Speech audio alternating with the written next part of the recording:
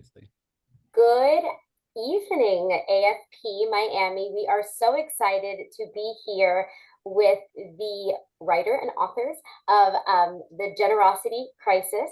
So we look forward to welcoming you from our second part of our book club series. And we're so excited to bring you great conversation and wonderful books and the great authors that wrote them. So I'd like to introduce our author today, Nathan Chappell. He's the Senior Vice President of Donor Search AI.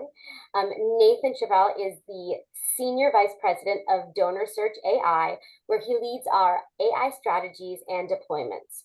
As a thought leader, public speaker, inventor, and award-winning author, Nathan is one of the world's foremost experts on the intersection between artificial intelligence and philanthropy. As a volunteer effort, Nathan founded fundraising.ai as a global collaboration with a focus on data ethics, data equality, privacy, and security. He is also co-author of the award-winning book, and why we're all here today, The Generosity Crisis, the case for radical connection to solve humanity's greatest challenges. What Nathan loves most about Donor Search is our relentless pursuit of philanthropic innovation and the desire to create more sustainable ways for nonprofits to leverage technology to promote a more generous society. It's no surprise that the Donor Search core value that resonates with him the most is innovation. This is because he believes that it's the responsibility of tech companies to chart new and more sustainable methods to benefit humanity. Favorite nonprofit is the FarmLink Project. This is because it personifies a story of inspiration and hope of how a young generation of concerned citizens can address food insecurity in new and novel ways. And favorite quote, never, never, never give up. Winston Churchill. So with that, welcome to AFP Miami's Global Book Club. And we have a small and mighty group today, but we're excited to learn. So Nathan, I'd love to turn the floor over to you. Yeah, thanks, Christine. And I will have to bring you with me everywhere I go because that was a great read of a really long bio. And this is actually not planned, a surprise. So I happen to be in New York tonight. And I found out that Brian Crimmins, who's my co-author, was also here. We were at an event that's happening outside right now. And so Brian was able to join me, which is a real treat because he and I, we always have a ton of fun together when we get to go and talk about the book. So Brian, you want to tell him a little bit about you? Yeah, sure. No, this worked out really serendipitously. And we're at the location of where we had our book launch back in November 2022. So this is really, really special and neat. And I'm glad to be able to join everybody. Brian Crimmins, I was worked at a firm called Changing Our World, a consulting firm, philanthropic firm for 22 years, served as CEO for 14 years. And I recently left about 8 months ago to join an organization that I talked about in the book, actually, my high school, my alma mater, Chaminade High School, to become their first ever chief operating officer. So I've been doing that for the last 8 months and looking forward to the conversation.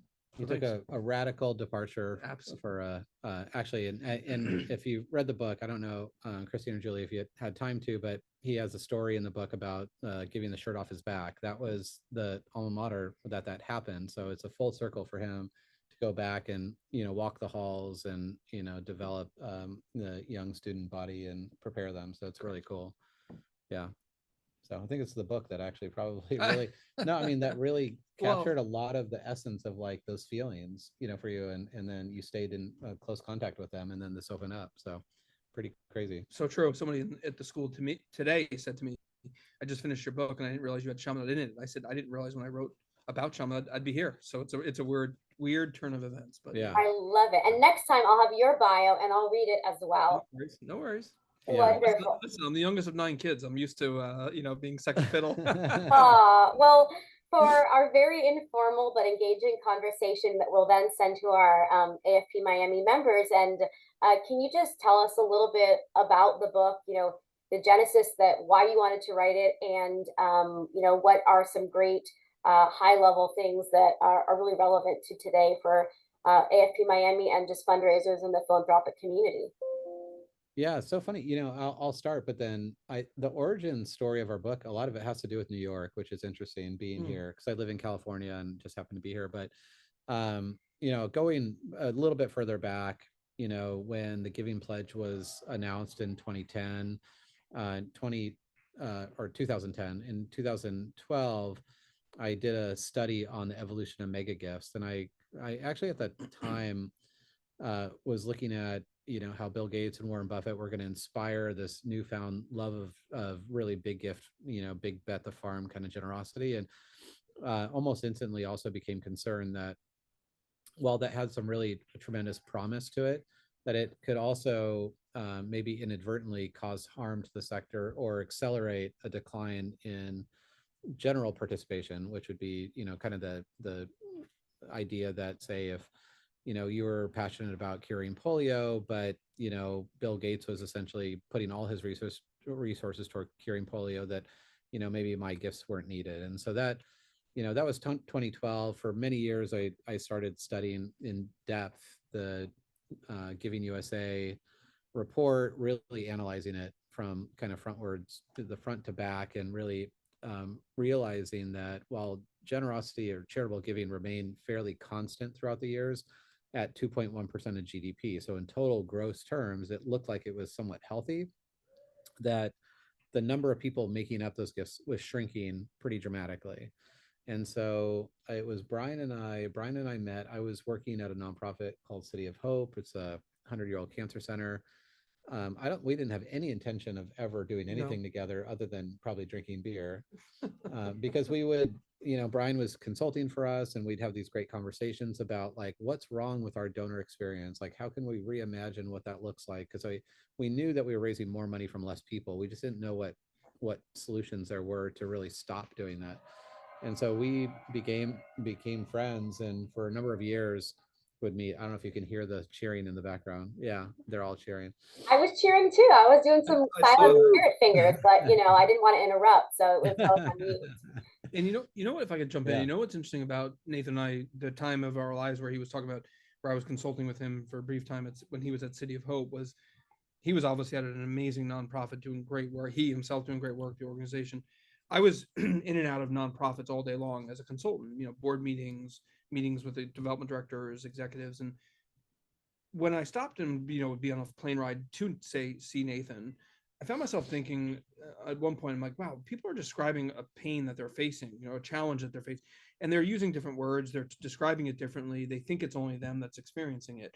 And it wasn't until I really sat down with Nathan during the day after dinner, afterwards we'd go for dinner and talk, and he'd be saying, we're doing great on a top line, but we're really losing the base that's making up the top line. I'm like, wow, that's interesting, because I just came from Baltimore or Chicago or wherever the heck I was, and working with a nonprofit, and their boardroom was saying the exact same thing. So it was that moment, I know for a fact, that he and I'm like, there's something happening here, and somebody should like research this and maybe put a light on it and call. And as he said it in front of audiences before, never did we think we would be the ones to write it. Nathan actually in New York. In New York, you called out a group of nonprofit professionals, and you said somebody needs to understand this, unpack this, and write a book about it. And nothing happened. And nobody would, yeah. And then COVID happened, and I'll never forget it. Nathan called me and said, we'll probably never get this time and back in our lives where we're not running around. Why don't we put our heads together and write this thing that we think we're both feeling about our sector? And lo and behold, it was the generosity crisis. Yeah, and it was kind of an unpopular thing to do, right? I mean, while there's been these declines for a while, not a lot of people wanted to talk about it. And so, not surprising, in one room, we were in New York, and Brian hosted this event. And I'm sure it had huge accolades, right? Can we bring that in the room? Oh, yes. Go ahead, sorry. No, and well, I mean, and it seemed like an unpopular thing to do. It's like, how dare you? And frankly, when people found out we were writing the book, there's an old guard in our sector that really treated us like pariahs, like that were like, how dare you talk about our sector like this, because everything is great. And you kind of recognize kind of the wheels that go around in our sector. A lot of not changing our world, but a lot of consulting firms have a vested interest in philanthropy going well. And so they were like, don't talk about the bad stuff because no one will want to do a campaign. And so so we kind of were like these fish swimming upstream for actually the entire time we're writing the book, for about 2 years. And I had this major existential crisis like a week before the book came out. The day before you called me. Yeah, the day before it came out. And you literally said, we will have no friends once this launches tomorrow. Yeah. People are gonna hate us. And people are gonna hate us is what you said. Yeah.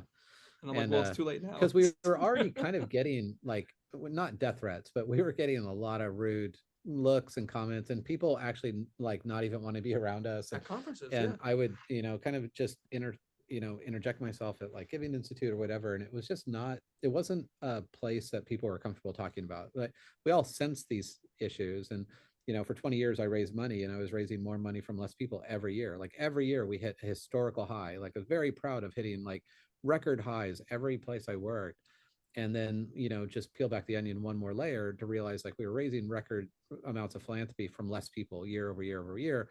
And it doesn't take a lot of imagination to think about, well, what happens to like, my kids or my kids' kids or my kids' kids' kids, and what society are we going to envision for the future if we don't call out the hard stuff and we don't change, some of the transactional nature. And so that's kind of the origin story. We started the book for 2 years. We messed around a long time, had no idea how to write a book, had a lot of great ideas. And unfortunately, we didn't have Firefly AI note taker to like summarize all the great ideas we had.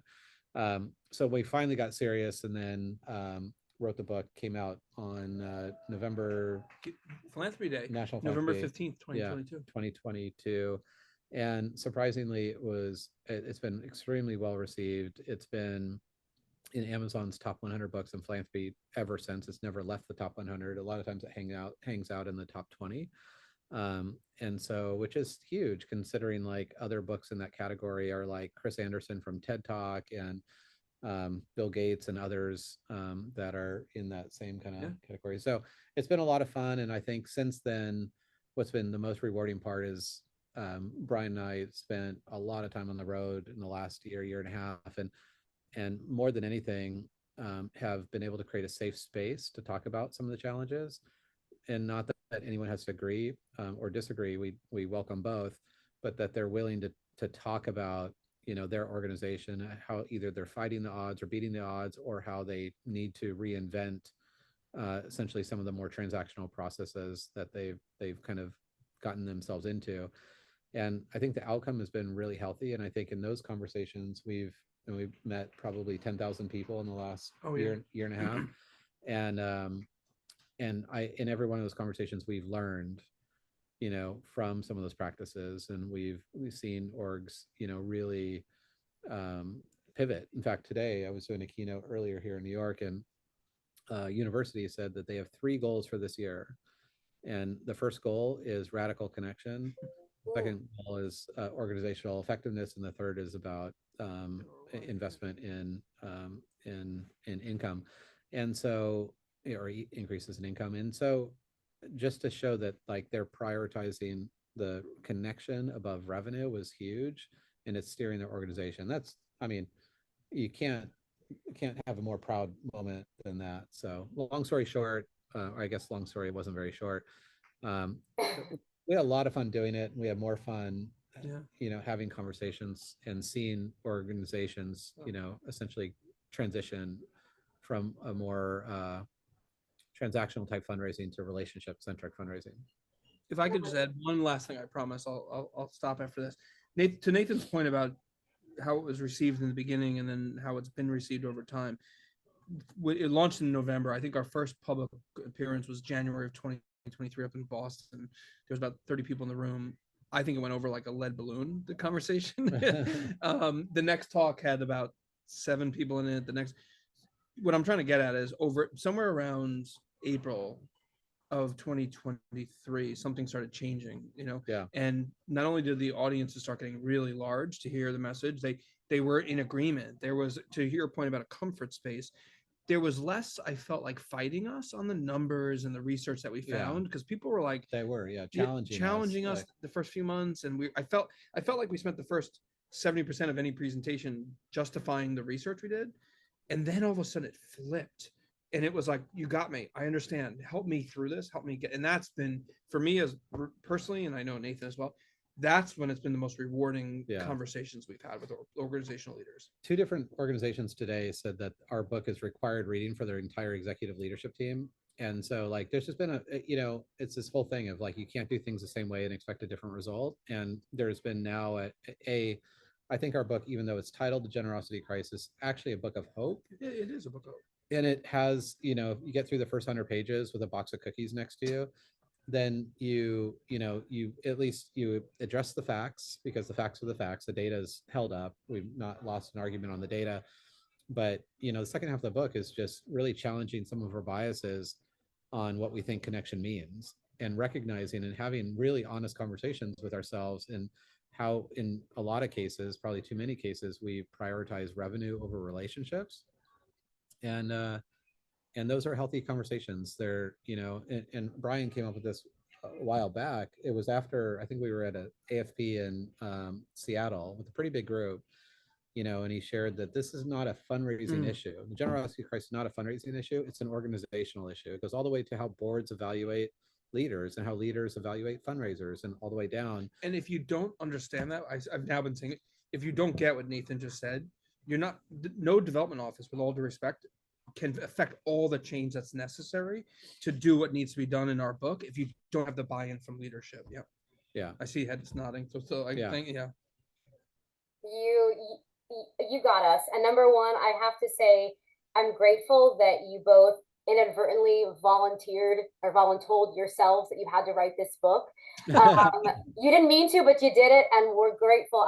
I've been listening to it on Audible on my way to work, and really just thinking about it. And I remember seeing you speak, Nathan, about the book and about just AI and leveraging different tools. But I think we hear time and time again that donors don't want to be feeling like an ATM.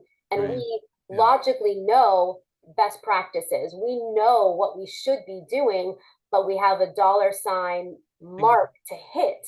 Yeah. But if we focus on the relationship, it would drive the revenue. And I think I see that day in and day out. And I see myself sometimes chasing the dollar. I'm like, wait, I have to pause and remember it's about the connection. It's about donor-centric fundraising, connecting the donor to the need and making sure it resonates and walking them through that process and not treating them like an ATM, because who wants to feel that way?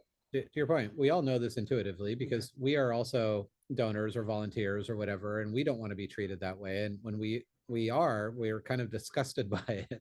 We're like the biggest critics, right? Yet if we really take stock of our organization's processes around donor experience, a lot of those are check the box kind of things. And so it goes to like opportunities to really engage people at a deeper, visceral way, and reimagining what connection looks like, because the type of connection that used to work does not work anymore, because we live in a very, very different algorithmic world. But it also is the processes of like how boards, not intentionally, but they come in and look at an organization only through a finite window, so like January through December, and therefore we've had the opportunity to meet with lots of chief development officers, and we're like, how many of you have ever pre-solicited someone? You knew the person wasn't ready, you hadn't built a relationship, hadn't built the trust, you pre-solicited because you had to hit your goal. And literally every time 100% of the hands go up. And then we'll ask the question, follow-up is like, how many of you pushed a donor off? They were ready, they were raising their hand, but you pushed them off to the next year because you had already hit goal and you wanted to start the next year out strong, and 100% of the hands go up.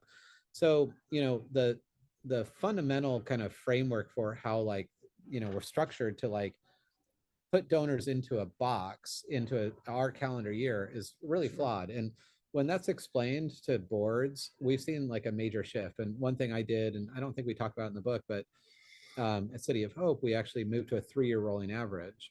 It's phenomenal. And I shared this with at the keynote I did today. Not a single group in there was using a 3-year rolling average. Very interested, but it's like the most obvious basic thing you could do is like, don't evaluate a chief development officer and a fundraiser and everyone else in the team's success based on this calendar year.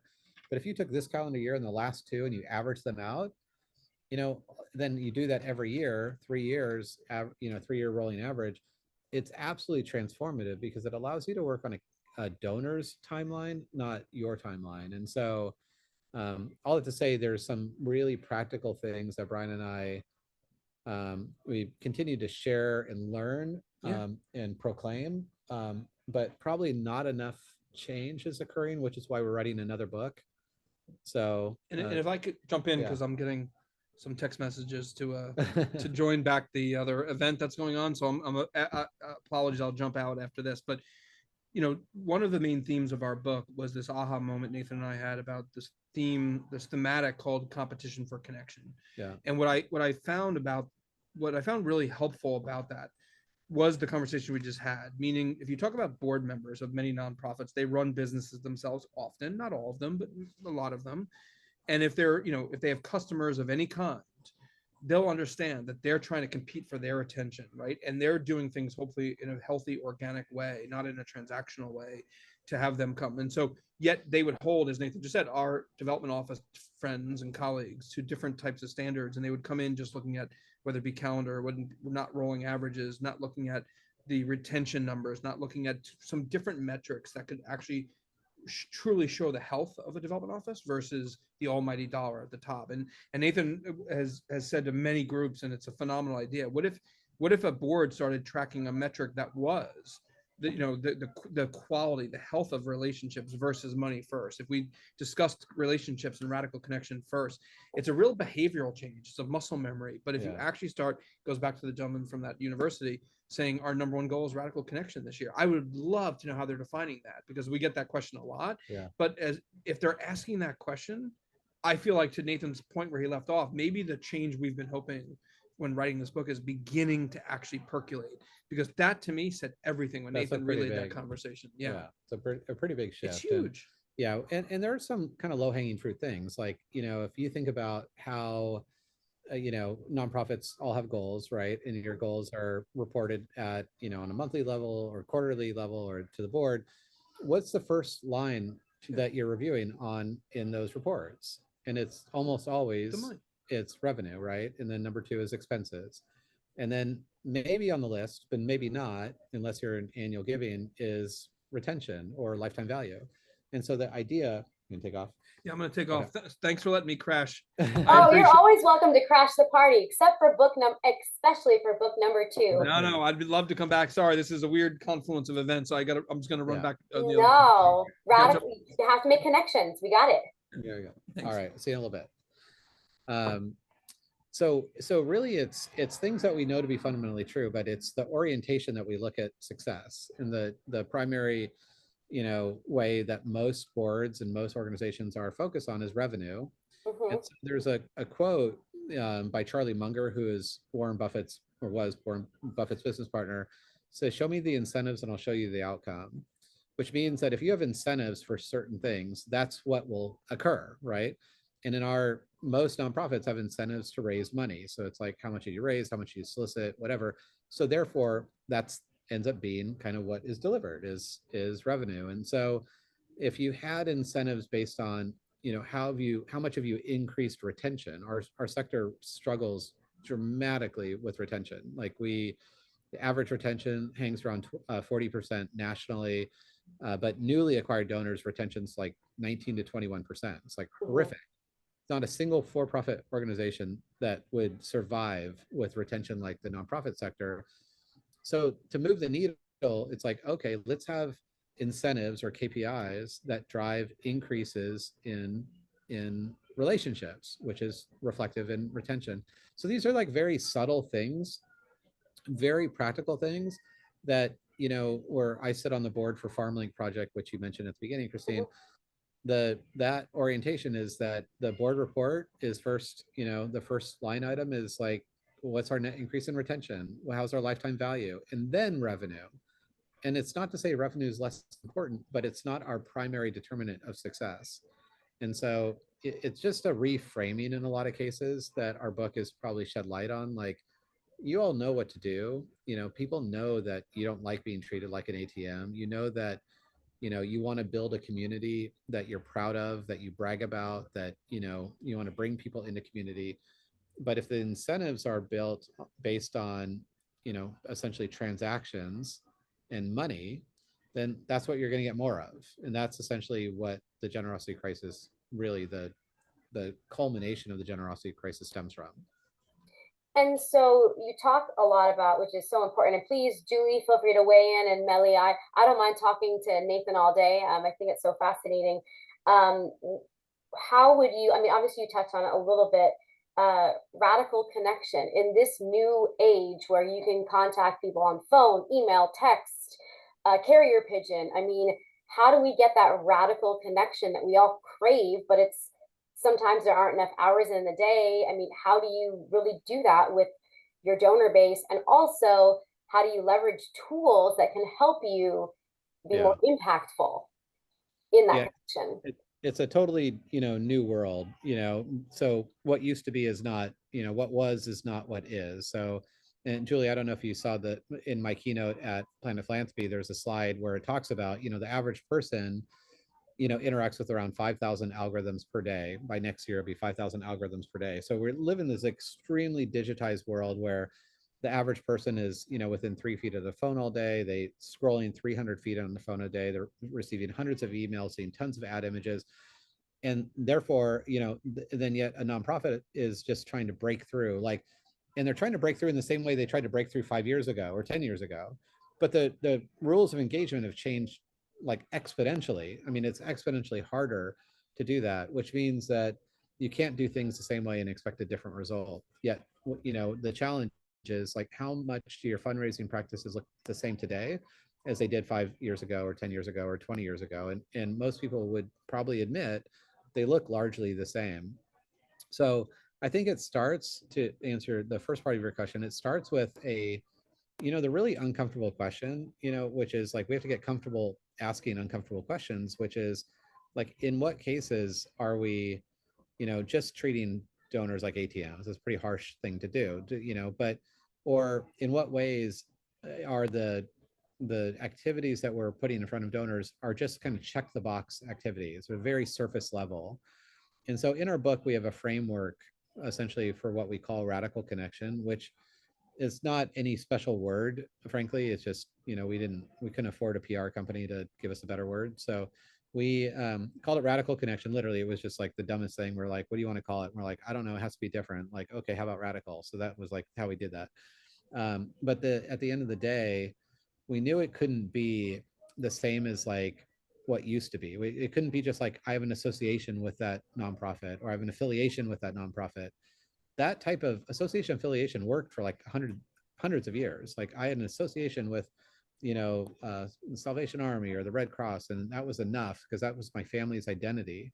But in the new world where you have 5,000 algorithms, seeking your attention, you have to have something that cuts through a lot of that. And radical connection is that thing where it's much deeper, it's visceral. It's like, it's a thing about that each and every person knows this, because like, and Christine, I don't ask you who yours are, but like you probably have a visceral connection to certain brands, or brands that you prefer, like not just prefer, but like you'll go out of your way for. You'll like, if someone, was like, oh, I need to get a present for Christine's birthday, and they ask, your close friends or family, they'd be like, oh, you should do it from that place because, that's, she really identifies with that. Or it could be a nonprofit. It's like, oh, I want to make a donation on behalf of, Julie for her, a birthday or something. And people would know, because you're like, because when you talk about that organization, you smile, or you brag about them, or you post about them, or whatever it might be. And the reality is, so like, we put in our book kind of side by side this transactional like association and affiliation one side, and then radical on the other side. And the really like crazy part of all of that, if you wanted to find out at scale, truly, most people don't want to find out about this, but if you wanted to find out at scale where your donors are at, on that scale, say from like basically like, I barely care about you, to like, I brag about you to all my friends, that is like an entirely free survey that you could do on a scale from 1 to 5 or 1 to 10, for, just go down the list and have 10 questions. You would have a tremendous amount of data to essentially gauge, like, not only where people have you, at an individual level, but in aggregate, how are we doing as an organization from transactional to radical. But on an individual level, you would know, like, well, we're basically at a 3. Like, we know where we're at, and we need to get this person to a 10. What is it going to take? The second part of it is, what is it going to take? is actually no different than what we know how like the best brands have done this, whether it's Disney or, you know, Ritz-Carlton is a great example, because I've actually hired Ritz-Carlton twice to come into nonprofit and actually do training. So they have, Ritz-Carlton has a leadership academy that has like, it's basically all the principles of how Ritz-Carlton works. The leadership, Ritz-Carlton Leadership Academy, they do training for corporations, they do it for nonprofits. And I've hired them twice. And the biggest takeaway is that it's not an accident that a brand like Ritz-Carlton has tremendous customer service. It's like not an accident at all. It's extremely, there's an extreme discipline around it. And it basically means that every single person who works there, like we would say when I worked at City of Hope, everyone's a fundraiser. Because whether you answer the phone or whether you know, do donor acknowledgments or whether you're a fundraiser or whatever, everyone's a fundraiser, because the donor experience is part of everything that someone experiences with an organization, not just a single person. And so Ritz-Carlton really nailed this. So if you're a parking attendant or you're a groundskeeper or you're a front counter person or you work in the kitchen, it's what they call radar on and antenna up. Is that it's indoctrinated that every single person in their culture has to have radar on, antenna up, that customer is key. That if someone looks lost or they look confused or they look like they might have a question, no matter what your job is, you're empowered to address that customer's experience.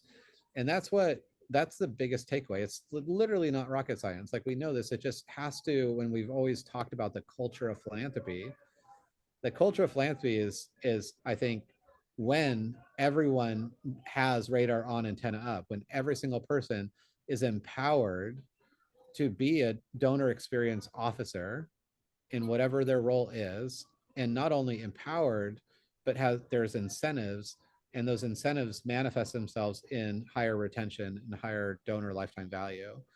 And so I think the silly part about the entire book, it's all entirely common sense. Like, we all know this, and it's why probably 90+% of people got into nonprofit to begin with, is to have that visceral feeling that like we couldn't do this without, you know, partnership, and like, you know, together we can achieve something that neither of us could do on our own.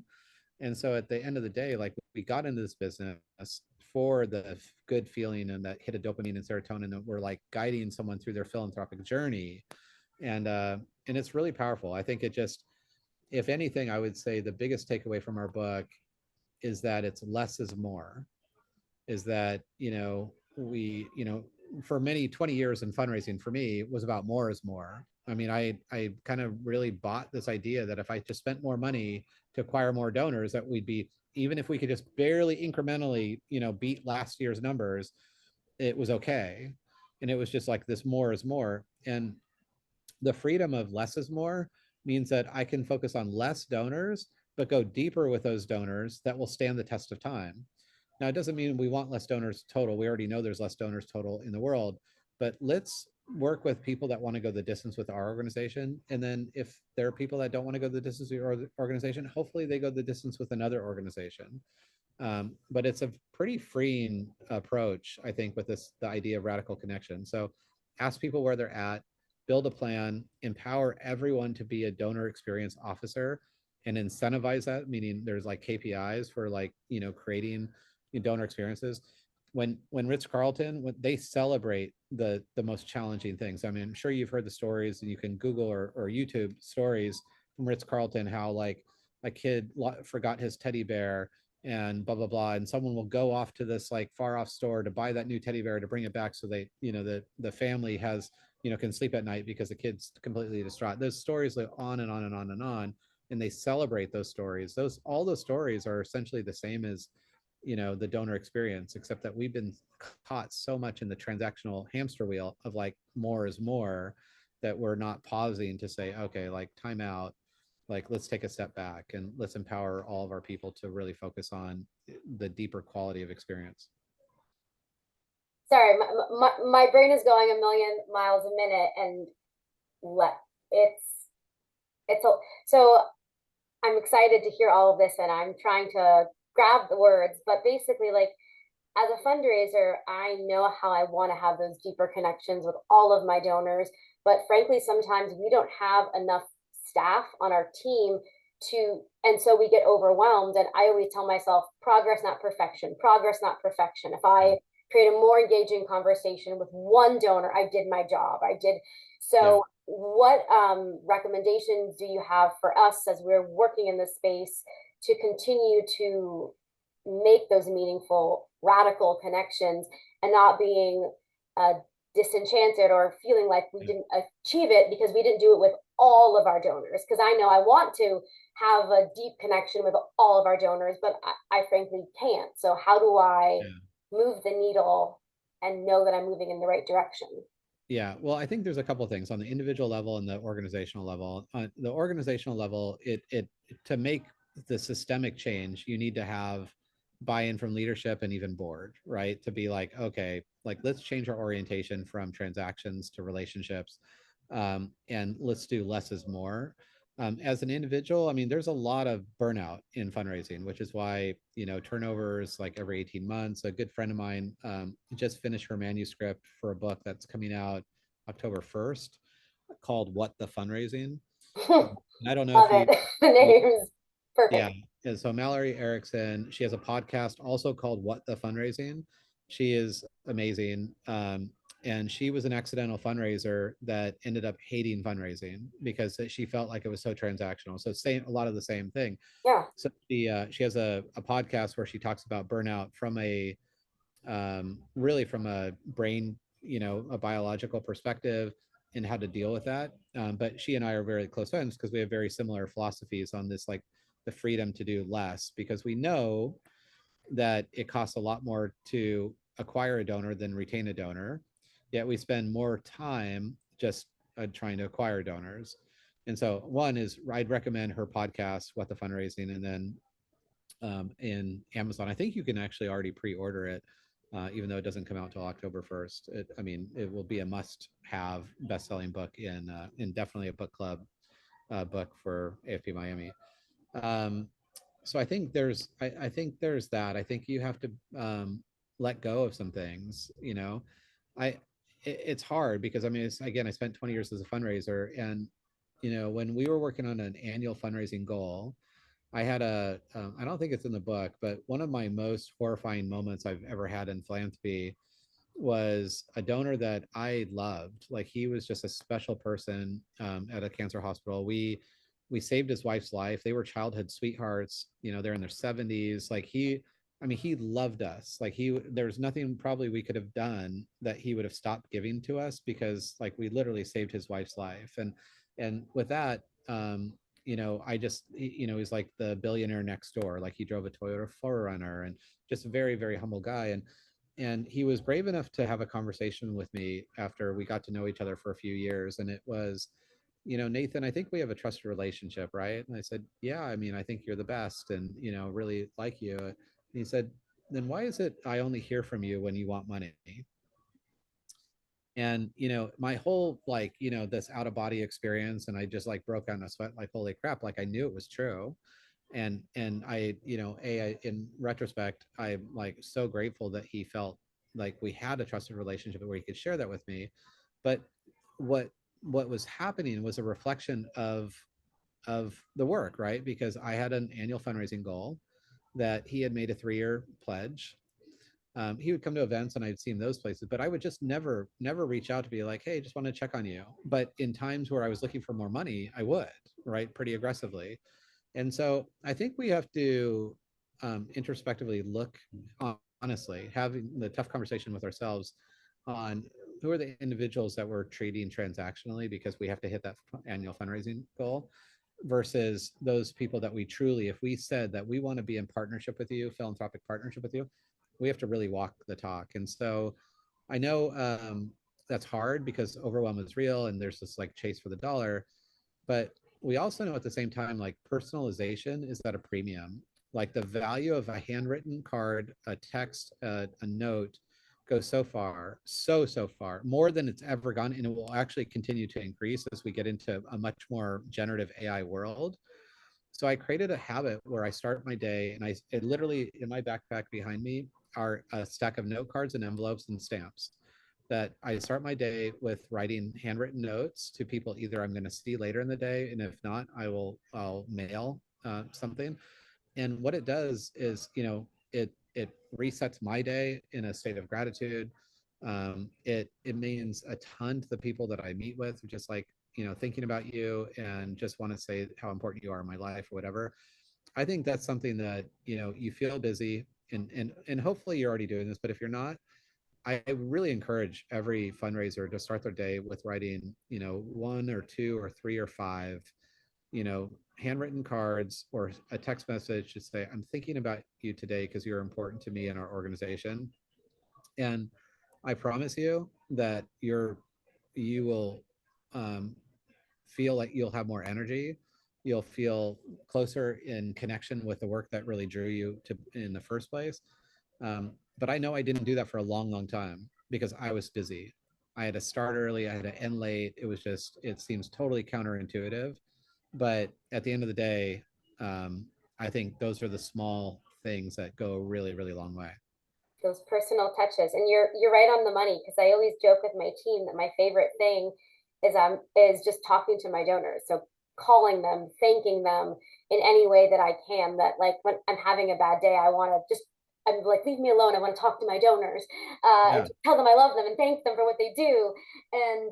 But you're right. That's how we connect, because and then if you ideally could do that with every person in your organization. So like radar on, antenna up means everybody is doing that, right? And so if it's my admin or it's a gift processor, everybody can write a note and be like, I am so and so. I'm getting called into the meeting. 1 minute. Oh, we appreciate you.